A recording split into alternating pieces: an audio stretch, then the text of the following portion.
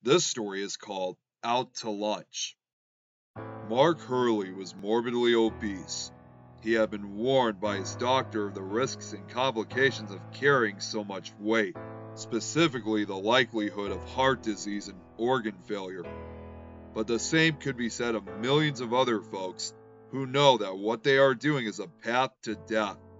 They either do not care or are unwilling to tackle their vice. The Broadview Diner served Mark each week during his lunch break, 2 double burgers with french fries and 2 sodas. The other regulars sometimes eyed him accusingly.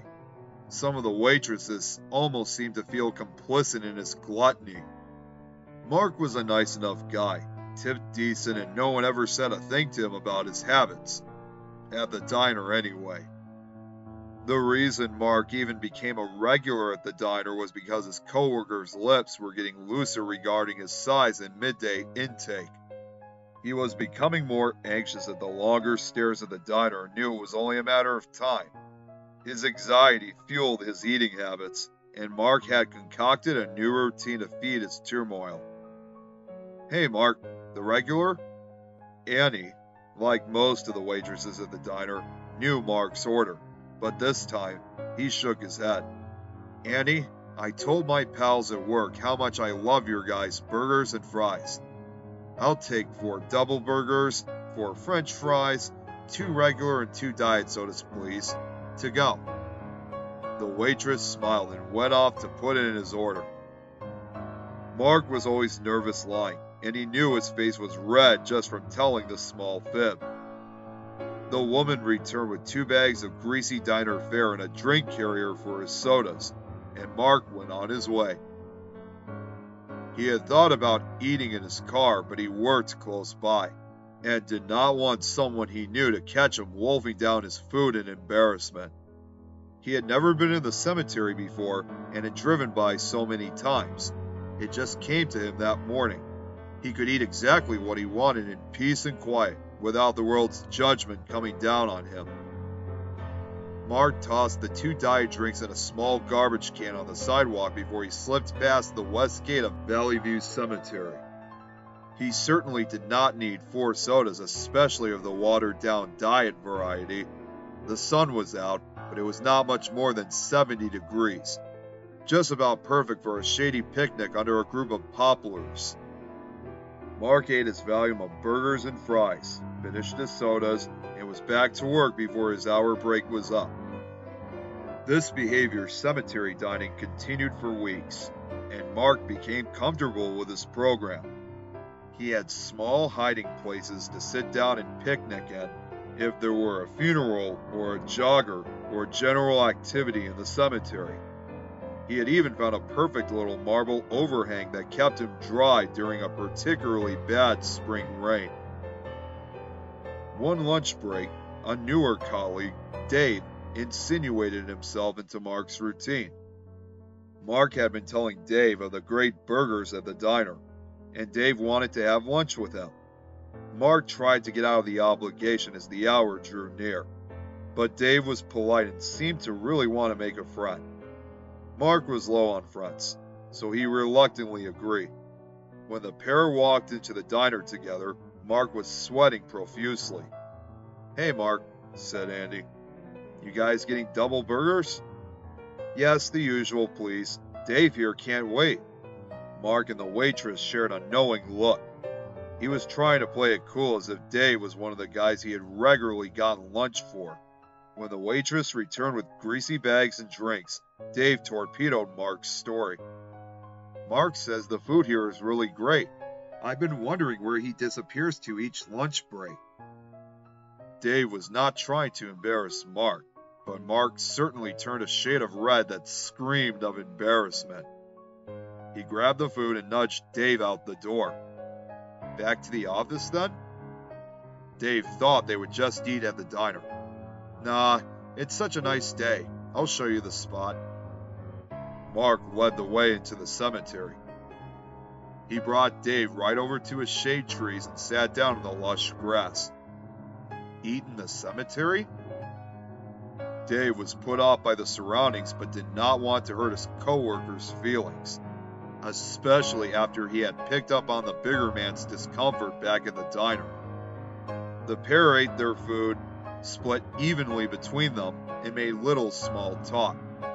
Dave practically wolfed his down just so he could leave the creepy environs and his awkward obese pal. When Dave left, Mark was mortified to think that he would tell everybody back at work what had transpired, the encounter in the diner, worst of all, Mark's regular picnic spot. He was still hungry, having only eaten half his normal lunch, and thinking about the prying, judging eyes waiting for him back at the office made things so much worse. He dug through the bottom of the paper bag hoping for errant French fries. Nothing but napkins and wrappers came of his search. Mark momentarily considered grabbing another quick burger. He sprawled back on the grass and picked at weeds and dandelions. As he plucked at the yellow flowers, he absentmindedly put the stem of one in his mouth. Not bad, he thought. He chewed the head of a dandelion for a few seconds and spit it out. Yuck! Mark sat up and looked around at the surrounding graves. Some had wilting flowers, and one looked like it had an arrangement placed that morning. He crawled the 10 or so feet to the nearby flowers and popped a few into his mouth.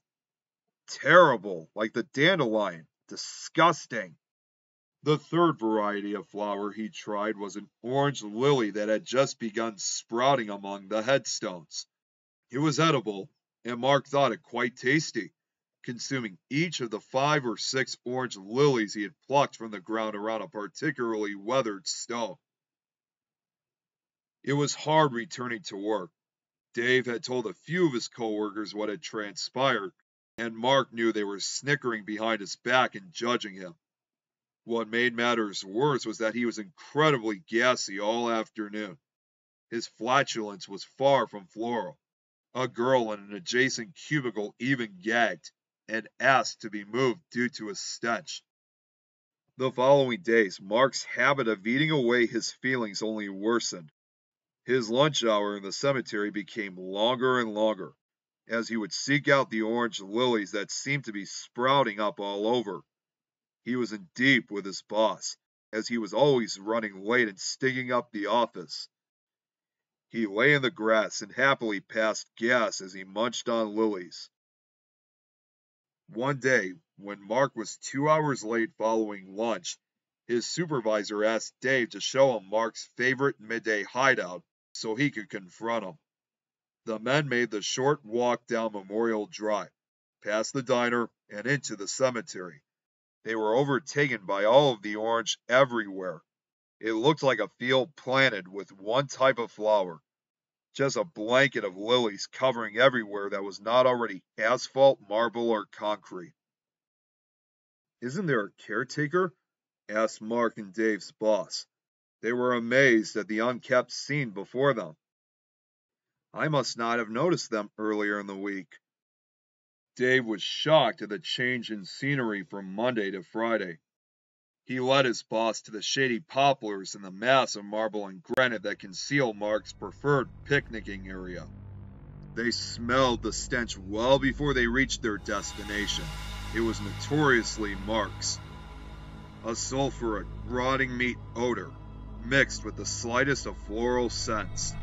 The duo held their pocket squares over their noses as they battled the foul smell, and navigated the shrubbery and various grave markers. "What in God's name?" screamed Mark's boss at the sight of a burst bloated abdomen. Mark's stomach and intestines had torn his belly open like an overinflated balloon. The two men began gagging and puking at the scene. Flies had already begun swarming, gorging, and laying their eggs in his exposed innards. The sun beat down on that extraordinarily warm spring afternoon, making matters and the smell far worse. Dave spoke for a few minutes with the paramedics when they arrived. He told them how Mark often ate his lunch in the peace and quiet of Valleyview. Mark was clutching a handful of orange lilies where they found him, and the paramedics asked Dave if Mark had eaten any of them. He responded that he didn't know. The paramedics contacted a local botanist to identify the flowers, and she arrived within the hour. So many flowers are poisonous and shouldn't be ingested. These almost look like the daylily, which is edible, but no. This variety had to have been planted here. It's indigenous to Central America and incredibly rare.